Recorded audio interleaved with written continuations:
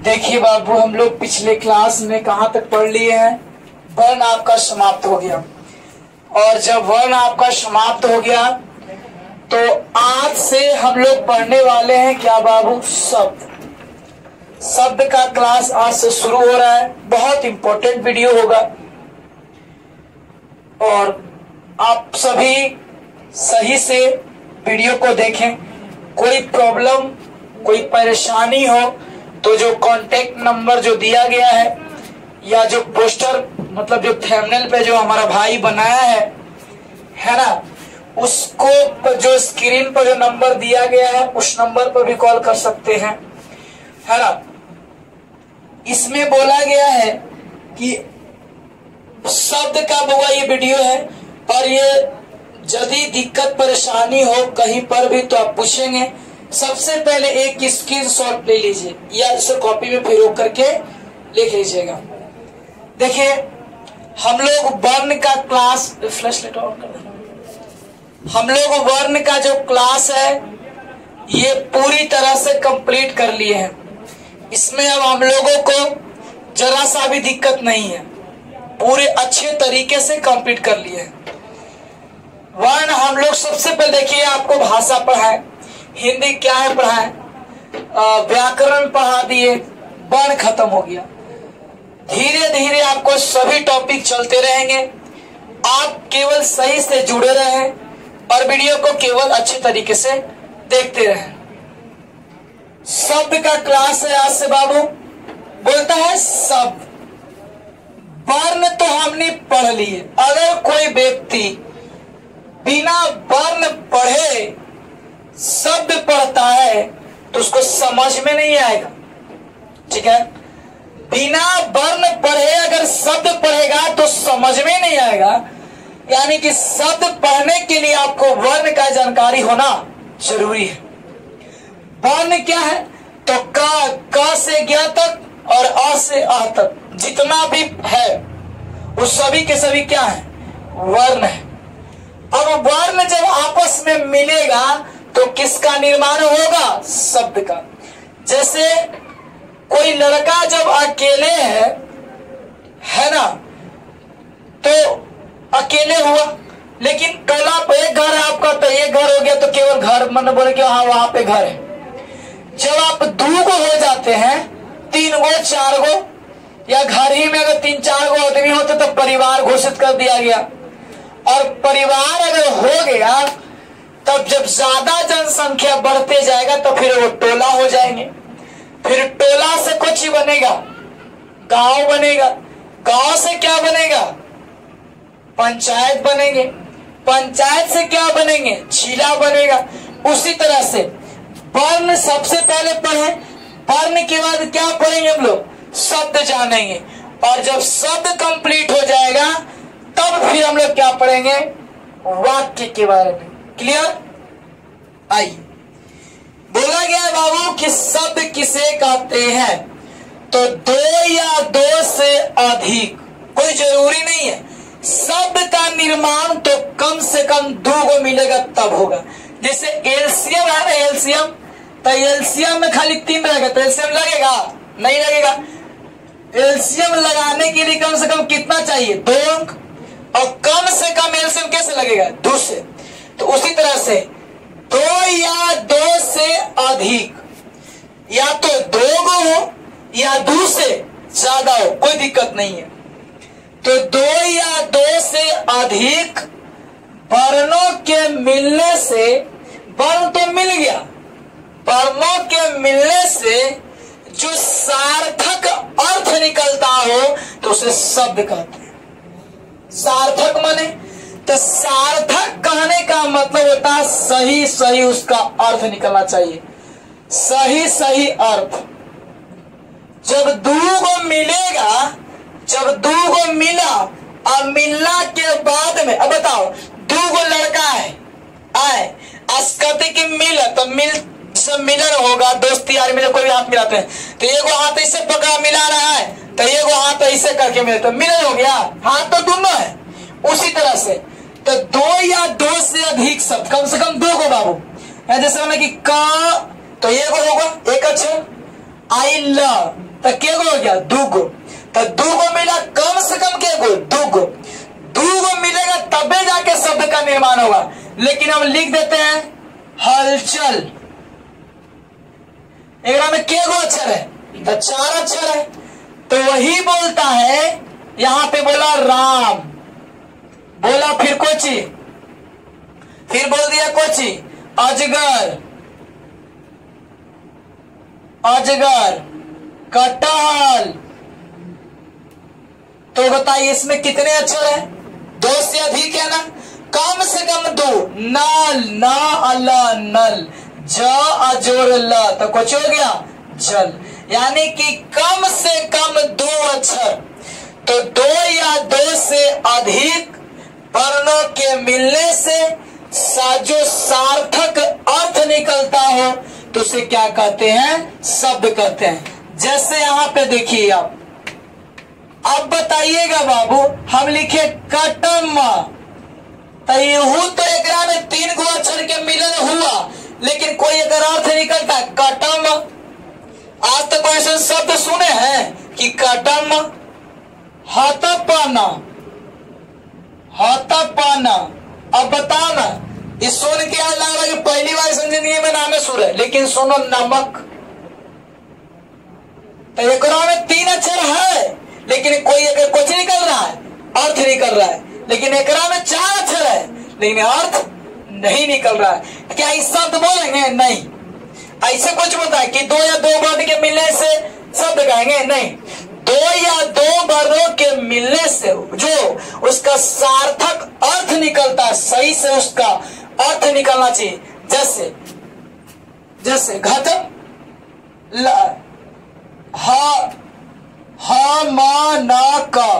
हमनक।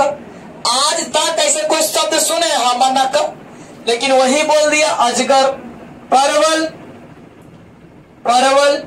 अब बताइए, को में 4 अक्षर है, को में 4 अक्षर, यहू तो शब्द है, यहू शब्द है, लेकिन इस शब्द रहते हुए में भी इसका सही अर्थ नहीं निकल रहा है, और इसका सही अर्थ निकल रहा है। तो वही बोला गया बाबू कि 2 या 2 से अधिक वर्णों के मिलने से, एक बार क्वेश्चन आया था एक साल कि वर्णों के मिलने से, वर्ण के मिलने से क्या निकलता है, सार्थक अर्थ निकलेगा तब उसे शब्द कहेंगे, कि निरर्थक निकलेगा, कि दोनों इनमें से कोई नहीं। तो सार्थक क्या निकलना चाहिए बाबू, अर्थ निकलना जरूरी है। तो वो अब जानेंगे शब्द को कितने भाग में बांटा गया है। तो 4 भाग में बांटा गया। शब्द को कितने भागों में बांटा गया, तो 4। पहला, उत्पत्ति के दृष्टि से, उत्पत्ति के दृष्टि या उत्पत्ति के आधार पर शब्द को कितने भागों में बांटा गया है, तो 4 भागों में बांटा गया है। बनावट या रचना के आधार पर शब्द को 3 भागों में बांटा गया है। बनावट या रचना के आधार पर शब्द को 3 भागों में बांटा गया है, और अर्थ के आधार पर शब्द को, बाकी आपको बड़ी मनी यहां से टूटने शुरू हो जाता है। अब प्रयोग या रूप के आधार पर, ये दोनों से क्वेश्चन ज्यादा आता है। 4, 3, 7 को पढ़ा देंगे तो आपको क्लियर है कि पढ़ाए सब पढ़ा देंगे, ठीक है। आइए, बोला गया शब्द को कितने भागों में बांटा गया है, तो 4 भागों में बांटा गया है। उत्पत्ति के आधार पर, उत्पत्ति माने उत्पन्न, जन्म, ओकरे नाम है कि जन्म के आधार पर, जन्म के दृष्टि से, उत्पत्ति के दृष्टि से, एक ही चीज को कई बार भाग बोल सकते हैं। तो उत्पत्ति के आधार पर, उत्पत्ति के दृष्टि से शब्द के कितने भाग होते हैं, कितने बहुआ, कितने प्रकार, तो 4 होते हैं। बनावट या रचना के आधार पर शब्द के कितने भाग होते हैं, तो 3 होते हैं। अर्थ के आधार पे पढ़ेंगे, और हम लोग क्या पढ़ेंगे, प्रयोग या रूप के आधार पर। क्लियर। अब आइए बुआ हम लोग शुरू करते हैं। सबसे पहला, उत्पत्ति के आधार पर या उत्पत्ति के दृष्टि से, ठीक है। उत्पत्ति के मतलब होता है उत्पन्न। तो उत्पत्ति के पूछेगा क्वेश्चन, एक साल पूछा था 12th में, उसमें फर्स्ट पाली 2000 थे 2012 या 16 का क्वेश्चन हम देख रहे थे, बना रहे था कि उत्पत्ति के आधार पर या उत्पत्ति के दृष्टि से शब्द के कितने भेद होते हैं?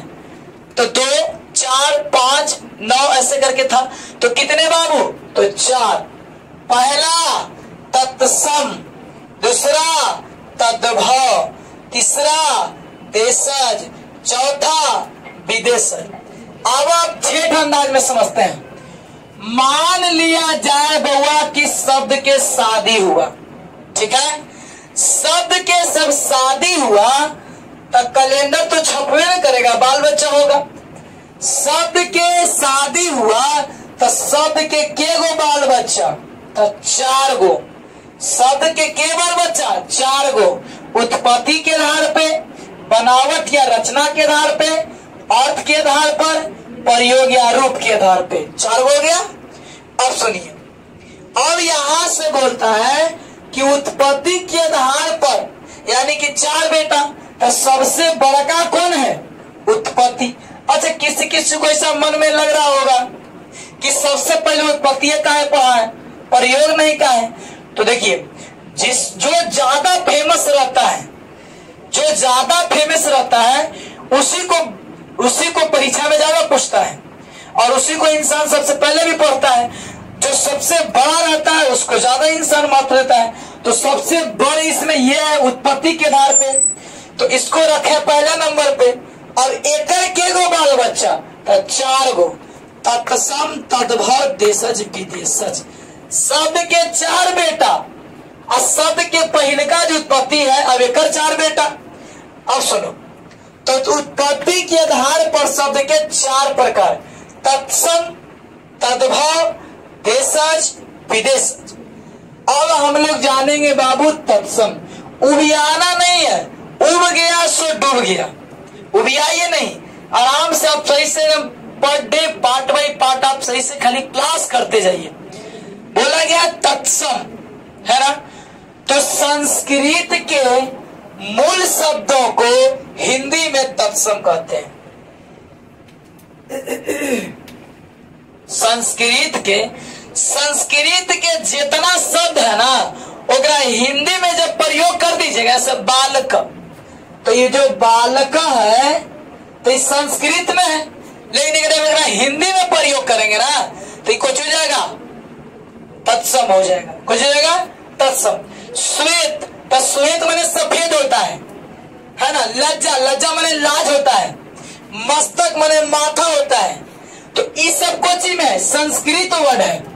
और संस्कृत देखो, इकरा में ना बड़ी गलती होता है कि तत्सम है कि तद्भव है, कौन तत्सम कौन तद्भव, देशों विदेशों से पकड़ लेते हैं, लेकिन तत्सम और तद्भव में पूरा फॉल्ट होता है। तो तत्सम और तद्भव को हम लोग अच्छे तरीके से जानने के लिए क्या करेंगे कि बोला गया कि संस्कृत के जितने भी शब्द हैं वो सभी के सभी शब्द हिंदी में क्या कहे जाते हैं? तत्सम कहे जाते हैं। संस्कृत के मूल शब्द के, संस्कृत के मूल माने मेन, संस्कृत के मूल शब्द को हिंदी में क्या कहते हैं? तो तत्सम कहते हैं। अब आइए, श्वेत, तो श्वेत माने सफेद होता है। लज्जा, तो लज्जा माने ना, तो लज्जा कौन सी है? संस्कृत वर्ड है।